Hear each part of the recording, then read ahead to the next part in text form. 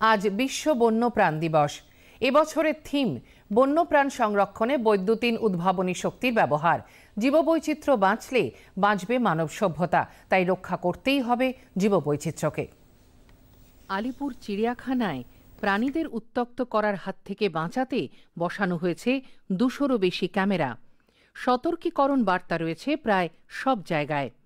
বিলুপ্ত প্রায় প্রাণীদের জন্য বিশেষ পরিবেশ সহায়ক খাঁচা এবং পর্যাপ্ত খাবার দাবারেরও বন্দোবস্ত করা হয়েছে। চিড়িয়াখানা কর্তৃপক্ষের দত্তক দেওয়ার বিশেষ উদ্যোগ অত্যন্ত জনপ্রিয় হয়ে উঠেছে। একাধিক বন্যপ্রাণী দেখভালের দায়িত্ব কাঁধে তুলে নিয়েছেন বিশিষ্ট ব্যক্তি থেকে শুরু করে নামী প্রতিষ্ঠানগুলিও। এতে যেমন চিড়িয়াখানার সাশ্রয় হচ্ছে, তেমনি সাধারণ মানুষের সঙ্গে প্রাণীদের সম্পর্কও হয়ে উঠছে মধুর।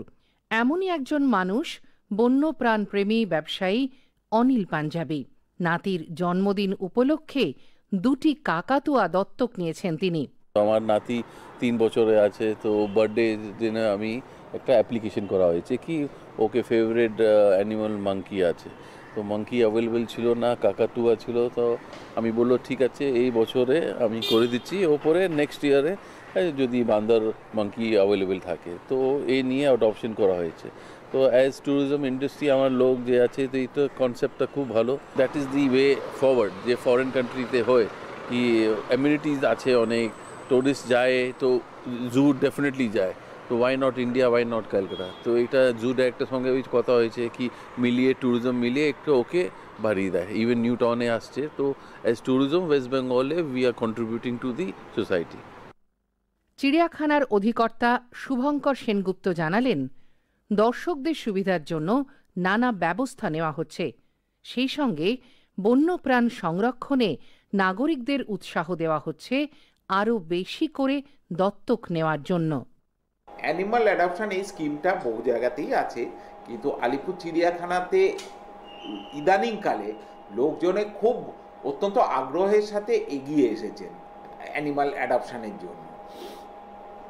এখানে আমাদের যত রকমের অ্যানিমাল আছে, সেই অ্যানিমালগুলোকে অ্যাডপ্ট করা যায়। অ্যাডপ্ট করা যায় মানে কি, সেটা এককালীন কিছু টাকা দিলে তাদের রক্ষণাবেক্ষণের ব্যবস্থা করা হয়। অ্যাডপশন মানে এই নয় যে সেই অ্যানিমালটাকে আপনি বাড়িতে নিয়ে যাবেন, কিন্তু সেই অ্যানিমালটা যে এনক্লোজারে আছে, সেই এনক্লোজারের সামনে যিনি অ্যাডপ্ট করেছেন তার নাম এবং ছবি দিয়ে রাখা থাকে, এবং কত দিনের জন্য তিনি অ্যাডপ্ট করেছেন সেটাও সেখানে লিখে দেওয়া থাকে। এই অ্যাডপশনটা 1 মাসের জন্যও হতে পারে, আবার 1 বছরের জন্যও হতে পারে। মিনিমাম 1 মাস, ম্যাক্সিমাম 1 বছর, তারপরে সেটা আবার রিনিউ করতে হয়। যারা অ্যাডপ্ট করছেন তাদের স্বীকৃতি হিসাবে আমরা যেমন একটা এনক্লোজারের সামনে তাদের ছবি দিচ্ছি বা তাদের নাম লেখা থাকছে, একই রকমভাবে আমরা তাদেরকে একটা সার্টিফিকেট দিচ্ছি। এই সার্টিফিকেটটা দেওয়ার সাথে সাথে তাদের আমরা একটা পাসও দিচ্ছি। সেই পাসটা দেখিয়ে মোট 4 জন লোক যতদিনের জন্য উনি অ্যাডপ্ট করেছেন ততদিন মাসে একবার করে বিনা পয়সায় চিড়িয়াখানা ভিজিট করতে পারবে।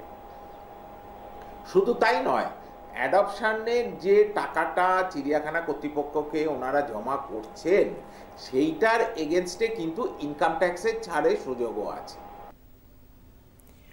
বিশ্ব বন্যপ্রাণ দিবস উপলক্ষে বন্যপ্রাণ প্রেমীদের শুভেচ্ছা জানিয়েছেন প্রধানমন্ত্রী নরেন্দ্র মোদী। এই গ্রহে জীববৈচিত্র্যের উৎসব পালনের দিন এটি, জীববৈচিত্র্য রক্ষার প্রতিশ্রুতি পালনের দিন এটি।